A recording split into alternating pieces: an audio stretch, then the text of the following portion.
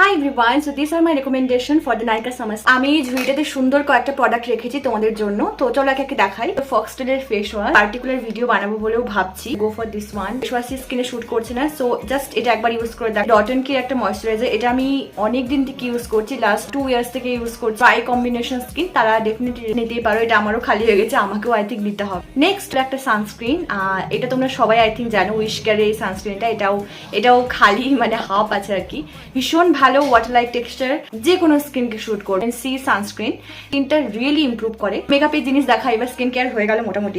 Swiss বিউটির এই highlighting প্রাইমারটা, তাহলে তোমার আই থিঙ্ক তুমি যে কোনো মেকআপ লুকের আগে এটা ইউজ করে স্কিনটা ভীষণ ফ্ললেস থাকবে। এটা হলো মার্সের বিবি ক্রিম। করি পার্সোনালি, কখনো কোথাও বেরোলেই আমি জাস্ট এটা ইউজ করি। এই মার্সের মাস্কারাটা তোমরা একবার ইউজ করে দেখো, এটা just wow. Setting powder, brow palette, eyebrow fill করার ইচ্ছে তারা ডেফিনেটলি এটা নিতে পারো। আর থিডেমের একটা স্কিন